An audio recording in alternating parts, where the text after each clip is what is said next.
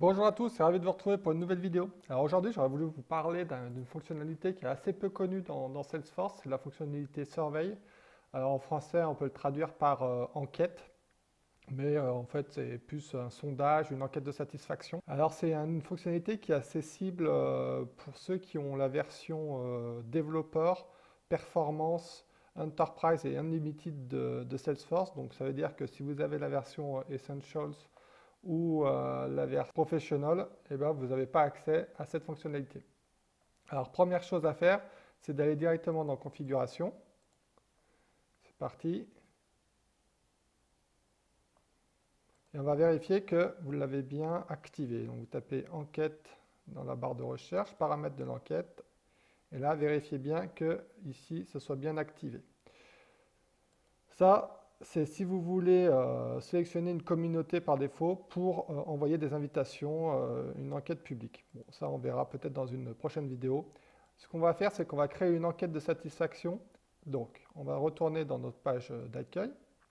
Ici, dans les applications disponibles, je vais taper enquête. Tout simplement, voilà. Et donc, généralement, vous en avez déjà toutes faites par Salesforce, mais là, on va en faire une par nous-mêmes. Donc, nous allons aller dans Nouveau. Alors, ça va être enquête de satisfaction. Voilà. Alors, on va l'appeler perso parce qu'il y en a déjà une par défaut qui est faite par Salesforce. On va l'appeler perso. On peut décider que c'est un modèle, donc ça sera repris pour d'autres enquêtes que vous ferez plus tard. Bon, pour le coup, ce n'est pas un modèle, donc on va continuer comme ça. Et là, vous allez arriver sur la création. Donc, à gauche, c'est si vous voulez rajouter des pages. Donc, si vous voulez faire par exemple une question par page, eh bien, vous pouvez en faire autant que vous voulez. Ou sinon, vous pouvez mettre plusieurs questions par page. Ici, vous avez deux onglets, donc là, c'est les pages. Et vous pouvez personnaliser la police, l'arrière-plan de votre enquête. Donc, pour nous, on va changer l'arrière-plan. Donc, je vais reprendre mon cas personnel. Donc, j'ai une agence de voyage, Weekend Food. Donc, je vais aller prendre mon logo. Voilà. Allez, c'est parti. Bon, finalement, j'ai pris une photo du stade. Ça sera plus joli. Voilà, qui fait le fond. Ensuite, je peux décider de rendre un peu plus opaque là, voilà, la photo du fond. Bon, pareil, le floutage, les couleurs du fond. La couleur du texte des questions, donc là, nous, on va laisser en noir. Voilà. Je peux choisir la couleur du texte dans les réponses. Pareil, je termine en noir. Les boutons démarrer, donc là, je vais changer, je vais mettre du rouge, parce que c'est voilà. Je peux changer avec, mettre le code de couleur si je veux. Voilà, on va laisser comme ça. Et les boutons précédents, je vais laisser en bleu. Voilà, tout simplement. Et maintenant, je vais concrètement faire mon enquête. Donc ma page de bienvenue, je peux décider de ne pas la montrer à mon destinataire. Bon, moi, je vais faire une page de bienvenue, c'est quand même plus sympa. Donc, merci d'avoir voyagé avec Weekend Foot. Auriez-vous 2 minutes supplémentaires, 2 minutes à nous consacrer pour nous parler de votre voyage. Voilà, tout simplement. J'ai la possibilité de changer la police, de mettre en plus grand, voilà, ça c'est assez classique. Ici, je peux rajouter une photo, hein, si je souhaite. Voilà, je pourrais rajouter une photo que j'ai dans ma bibliothèque ou en local. Hein. Je peux rajouter une photo de... Voilà, peu importe, on peut mettre une photo de stade encore. Alors là, elle est trop grande, mais voilà, on peut remettre une petite photo. Et ici, c'est si vous avez des commentaires à mettre. Moi, j'en ai pas, donc je vais fermer ici. Et maintenant, je peux créer ma page supplémentaire. Donc j'ai ma page de bienvenue, là je vais créer ma page 1. Ici, je fais ajouter une question et je vais avoir les différentes possibilités de sondage qui apparaissent. Alors, on va peut-être pas tous les faire, mais je vais vous montrer les principaux. Donc classement, c'est vous pouvez classer par ordre de préférence. Enfin, l'utilisateur peut classer par ordre de préférence. Le curseur, Il a la possibilité, bon, on va le faire, par exemple, comment jugez-vous la qualité globale de votre voyage? Voilà, bon, les questions ne sont pas ultra pertinentes, mais c'est pour vous donner une idée, hein. Vous m'en excuserez. Donc là, je vais fermer également. Voilà, j'ai fermé. Voilà. Et donc là, minimum ou maximum, par exemple, je pourrais mettre très bien 5.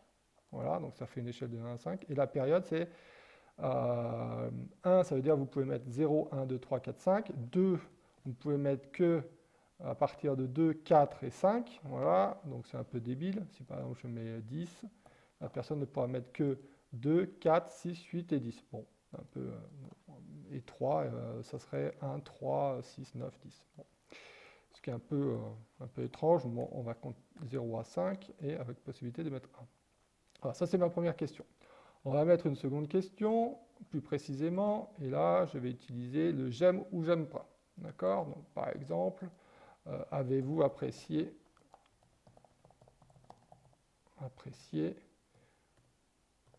votre hôtel, par exemple? Voilà. Là, on peut mettre une description, par exemple, qualité de la literie, petit déjeuner copieux, voilà, enfin, peu importe, c'est juste pour l'exemple. Donc là, il n'aura que le choix de dire j'aime ou j'aime pas. On peut changer les icônes, on peut mettre la petite tête, voilà, content, pas content, ou j'ai encore la possibilité de mettre oui, non. On va garder le petit emoji, voilà. On va mettre une troisième question. Et là, la troisième question, en fait, on va la subordonner à la réponse de la deuxième. Donc là, on va mettre par exemple un texte long. Vous n'avez pas aimé apprécier l'hôtel. Dites-nous pourquoi. Voilà. Là encore, hein, je peux mettre une photo, une image, je peux mettre en italique, voilà, peu importe. Et donc là, il va mettre une réponse. Mais pour arriver à cette page 3, encore faut-il que l'utile destinataire du sondage n'ait pas apprécié l'hôtel. Donc il faut qu'on fasse dans la page 2, on se remet dans la page 2 et on va faire une logique de branchement de page. Donc, en fonction des conditions, donc il va aller sur la page 3 si la réponse à la question donc, de la page 2, alors avez-vous apprécié l'hôtel, voilà, est égal à non satisfait. Voilà, tout simplement. Donc, si la personne a mis à la question de la page 2 qu'elle n'a pas été satisfaite de l'hôtel, pardon, elle va aller directement à la page 3. Voilà. Et on peut rajouter une règle, c'est-à-dire que si...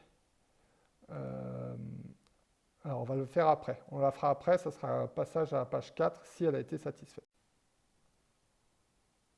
Donc là, on va enregistrer la logique comme ça. Voilà. Et on va ajouter une page 4, ajouter une question. En page 4, par exemple, on pourrait dire mettre une recommandation. Donc, quelle serait la probabilité, par exemple, probabilité que vous recommanderiez notre agence à un ami.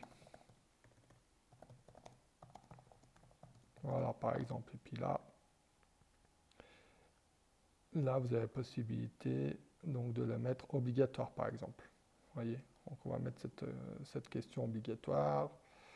Je vais enlever la description et voilà. Là,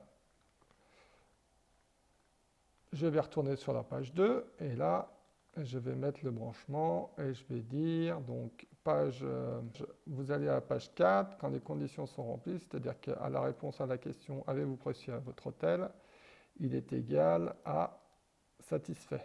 Créer une règle. Voilà. Donc comme ça, j'aurai bien les deux choix à chaque fois s'il est satisfait ou non satisfait. J'enregistre la logique. Voilà. Et je peux mettre autant de pages que je souhaite. Mais une chose à savoir, c'est que je peux très bien, dans une page, mettre plusieurs questions.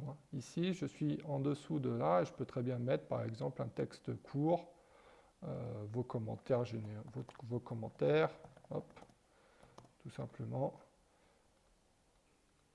Ici, je peux dire que dans les commentaires, il ne peut mettre que des caractères numériques. Ou alors, je peux dire que c'est personnalisé. Par exemple, s'il doit rentrer un numéro de téléphone, eh ben, il faut que je rentre un numéro de téléphone. Alors, c'est des caractères un peu spéciaux, mais vous les trouverez sur Internet.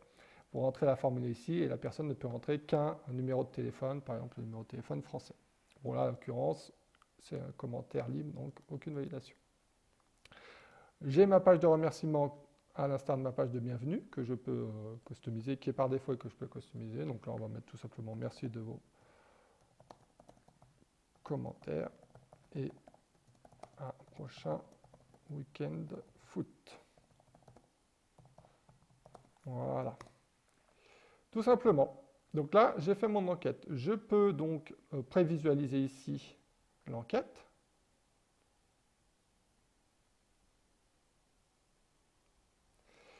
Merci d'avoir voyagé. Voilà, donc on retrouve ma photo. Bon, là, j'aurais pu mettre une image quand même, ça aurait été un peu plus joli. Mais je ne suis pas très fort pour ça.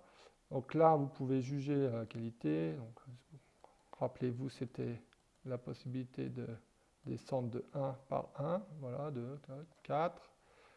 Voilà, suivant. Donc là, je dis que je ne suis pas satisfait. Est-ce que ça va bien fonctionner? Je fais suivant.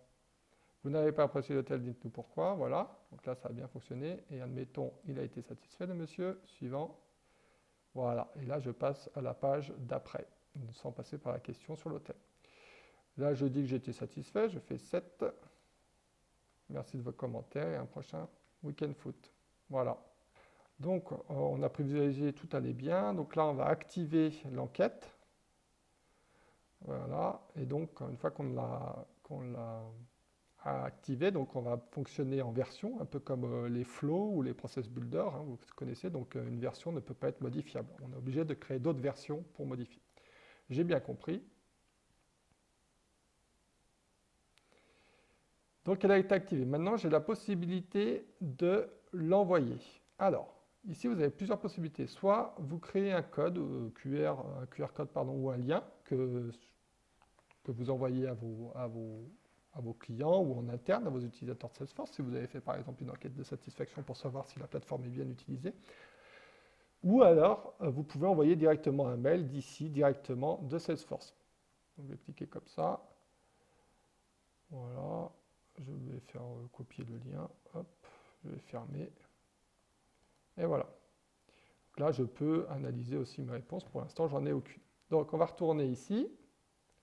Si je retourne dans mes enquêtes, pardon, et ici, j'ai enquête de satisfaction perso que je viens de créer. Voilà. Et je retrouve les en-tête et les questions associées. Ici, avec la version d'enquête, si je vais dedans, je vais avoir l'ensemble des questions, vous voyez. J'ai la possibilité de traduire, si vous avez activé les traductions, vous pouvez traduire directement l'enquête dans une langue étrangère, ce qui peut être pratique. Donc je vous propose une autre vidéo plus tard pour pouvoir envoyer en masse les enquêtes, notamment à une communauté. Si la vidéo a répondu à votre problématique, n'hésitez pas à la liker, n'hésitez pas à vous abonner à la chaîne et je vous dis à très vite pour une nouvelle vidéo.